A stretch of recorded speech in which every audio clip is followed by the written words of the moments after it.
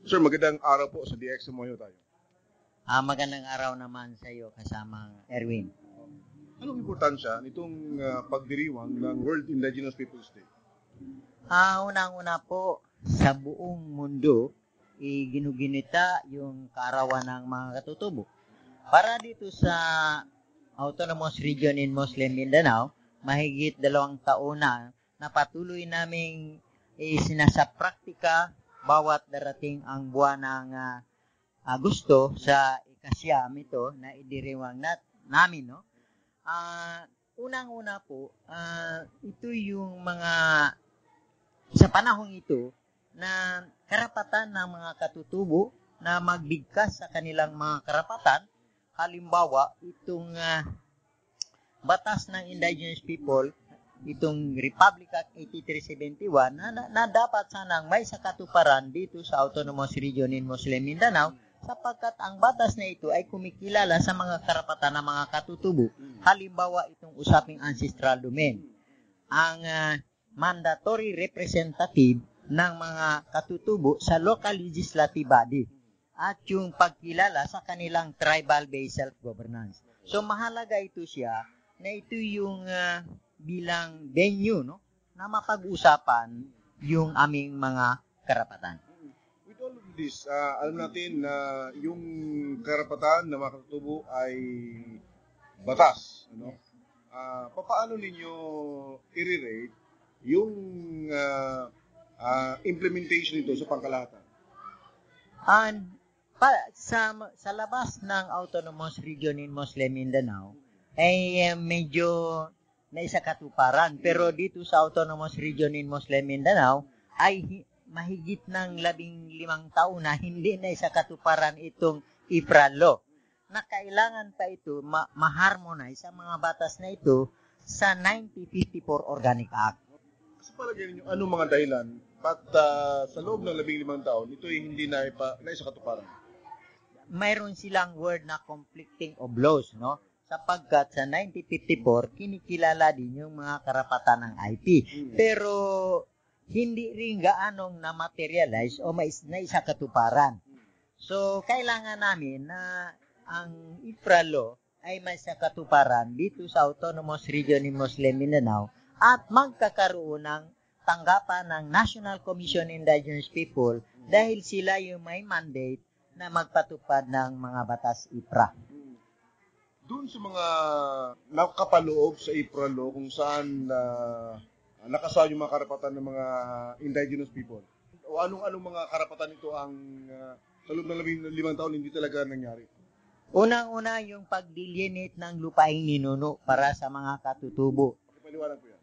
Yung pag-angkin ng lupaing ninuno na pagsisikap ng mga kasama na sa NGO sa ngayon, nagkakaroon siya ng work and financial plan. Ibig sabihin, nasa kalagitnaan yung mga prosesong pag-angkin ng lupaing ninuno sa pamamagitan ng mga legal na mga papilis bilang batayan sa pag-angkin nito. Ngunit hindi na-isyuhan ng work order sapagkat ang NCIP National ay hindi daw, it is none of their jurisdiction na ipapatupad yung pag-angkin ng lupang ninuno dito sa Autonomous sapagkat ang Autonomous ay may sariling batas, itong tinatawag na 1954 Organic Act. Okay. Maliban dito.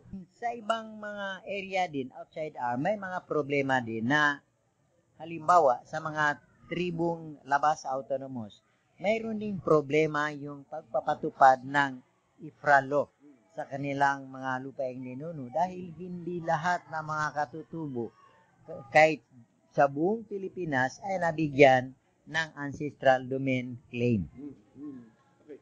Ito bang grupo nyo dito sa itong grupo nyo ngayon, itong nagtitipon ngayon, naninindigan kayo para sa grupo nyo for ARMM lamang? Ang naimbitahan namin sa pagpupulong na ito ay mayroong 7 tribo, no? Yung Teduray Lambangyan, Dulangan Manubo, Arumanan Manubo, Tibuli, Ubo, Tagakaulo, at Blaan. Hindi sila nakarating dahil minsan natatakot nga sila at sa kalayuan ng kanilang pinagmulan. So, ito yung mga tribo na nagtutulong-tulungan sa karapatan ng mga katutubo. Paano ninyo ipapaliwanag sa mga katribo ninyo na naririyan na yung batas pero hindi na i-implement? Kadalasan, mismo kami rin ay nalilito din bakit may national laws na hindi may sa katuparan. Halimbawa, dito sa Autonomous Region in Muslim Mindanao, na isang national laws ay hindi mapatupad, na hindi namang independenteng bansa or rehiyon itong Autonomous Region in Muslim Mindanao. Minsan nga, sabi nila, conflicting all laws. Minsan din sinasabi, walang budget na may sa katuparan yung mga proyekto batay doon sa Indigenous Peoples' Rights Act. So, mismo rin kami na nais naming isang guni sa mga may kinaukulan na may power na tingnan at balansihin paano may sa katuparan ang Indigenous Peoples' Rights Act, Republic Act 8371 sa Autonomous Region in Muslim Mindanao. Doon sa mandatory representation ng mga IP sa LGUs, o particular sa mga sa SP or sa lawmaking body ng mga LGUs, paano ho ninyo i-assess? Minsan, may mga mismo din sa mga katutubo na may memorandum circular ang GILG para sa mga IP mandatory representative sa local legislative body mula barangay, municipal, province. Minsan din ay hindi dumaan sa tamang proseso. Halimbawa, sa mga katutubo dito sa Autonomous Region in Muslim Mindanao.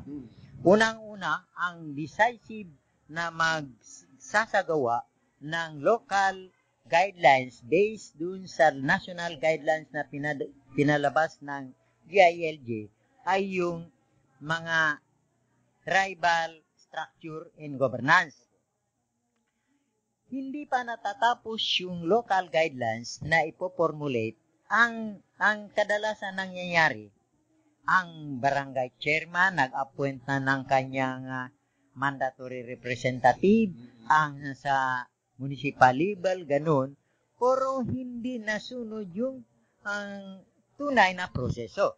Ang proseso sana, gawin yung local guidelines, yun yung batayan sa pagpili ng mandatory representative at ipa-aproba sa NCIP kasama yung kung na-aproba, ibabalik doon sa tribu o community yung mag-identify ng kanyang mandatory representative, ipapadala sa NCIP, gagawa ang NCIP ng Certificate of Confirmation at ipapasa sa GILG. GILG ang magsasagawa ng Certificate of Appointment, ipababa dun sa mga local chief executive. Yun yung tunay na proseso.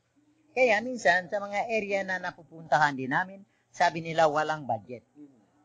Dahil hindi nga dumaan sa tamang proseso. Meron ng mandatory representative, upo po doon, walang budget. Ay hindi kinukuha sa bulsa ng mayor o sa kapitan. Hindi. Sa budget ng DBM mula sa batay doon sa memorandum circular na pinalabas ng GILG. Ayun. Okay. So sa makatuwid, yung implementation nito, kung may nag-implement man, kung di man kulang, hindi na proseso ng maayos, batay doon sa panuntunan. Yes. Yun yung kadalasan iniikot namin ng mga tribo. Sabi nila may budget kung si mayor, si governor ang mag-appoint. Pero kung endorse ng tribu, walang budget. Dahil pala, ginagamit kung politika na, dinagdagan pa ng politika para may linya, yung LGU pupunta dun sa tribu, magamit sa panahon ng halalan. Okay. Sa problemang ito, anong effort ninyo na ginagawa para makorek? Adahan-dahan nating pinapaliwanag yung mga tamang proseso para hindi na magkakaroon ng problema. Dahil ang nagdulot ng problema sa usaping mandatory representative ay hindi nasundan yung tamang proseso, yung pag-formulate ng local guidelines bilang batayan at ipa-aproba sa NCIP bago pupunta ng GILG, yung magsagawa ng Certificate of Appointment sa lahat ng pababa doon sa local chief executive para klaro yung process. Binabagit niya, itong problemang ito ay sa ARMM sa loob ng 15 taon na. Now, nakatakdang papasok ang Bangsamoro government 2014 or 2016. Anong inaasahan niyo? Kaya nga nung nagkakaroon ng Transition Commission, pinagsikapan namin na magkakaroon ng representative ang IP na maging membro ng Transition Commission upang yung aming mga hinaing ay maipasok sa formulation ng BBL, Bangsamoro Basic Law, para ihain dun sa Congress at Congress ang magsalang ito para magiging ganap na batas. Base dun sa representasyon ng IPs dun sa Transcom, nagiging kontento naman kayo so far sa tinatakbo nito? Nasa likod ng aming Transition Commission ay binuo namin yung aming mga technical working group para makagawa ng mga kaukulang mga dokumento para ang aming Transition Commission ay hindi nahirapan sa kanyang gawain bilang Transition Commission kung may mga legal na batayan mula sa ground para ipasok sa Bangsamoro Basic Law. Kung sakasakali, uupo na yung Bangsamoro government, optimistiko kayo na kung ano yung mga pagkukulang sa ARMM government sa loob ng 15 taon yung mapupunan at mababago sa bagong gobyerno? Wala pa kaming masabi ngayon sapagkat patuloy pa naming inoobserbahan batay sa ipinapababa din ng aming Transition Commission representative na binabalansin namin yung situation sa ngayon pa lamang. Pero sa report ng Transcom representative ninyo, kontento naman kayo sa mga nagiging development in terms sa panig o in terms sa kapakanan itong mga IPs na dinadala niya? Patuloy ng siyempre na i-struggle out yung karapatan ng IP dahil sa observation namin tila atang nakakalimutan. Halimbawa, sa usaping yung pinirmahang bago lang, yung wealth sharing, na sa tingin namin ay parang walang butas para sa IP. So, ang naghahatian at ang gobyerno at ang Bangsamoro government. At kung ang sa tingin namin, halimbawa, ang sa mining, no, sa loob ng inaangking lupa ng IP, walang share, no, na walang nabanggit para sa kanya. So, patuloy namin pinapag-aralan pa paano namin tinitingnan na may sa batas yung aming mga karapatan. Hindi ba nyo i-considera na yung IPs kabilang dun sa mga taong bumubuo sa Bangsamoro government kung kahit hindi nabanggit doon sa sharing? Kabilang siya at ang nakikita namin ay sa mismo yung sa unang pahina pa lamang ng PAB, yung Framework Agreement, ay lahat ng tao sa core area ay Bangsamoro. So, papaano namin, kung Bangsamoro na kami lahat, walang rason na hihingi kami ng aming karapatan dahil Bangsamoro na kami. Ang unang-una, kailangan pa namin itanong ang aming identity bago kami makapagsalita. Finally, anong mensaheng nais mong iparating sa mga kapwa mo IPs in line sa celebration nito and sa mga isinusulong ninyong mga programa para sa karapatan ng puno mga IPs?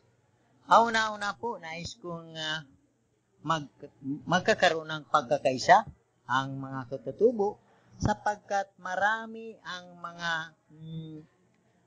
mga oportunidad na mga panahon, halimbawa itong paggunita ng Global IP Day ay isang pagkakataon nito na may bigkas at makapagsalita tungkol sa ating mga karapatan. Pero kung ilang tribu lamang at hindi magkakaisa, kahit anong tulong at tulong o pagkilala sa karapatan ng mga katutubo ay hindi gaanong mabigat yung dating, no? Pero kung nagkakaisa yung 7 tribu sa South Central Mindanao kasama ng Tiduray dito sa core area ng Bangsamoro, ay lalong mapaigting pa yung pagbibigay halaga sa ating karapatan. Timoy Salabino, salamat po. Maraming salamat din po.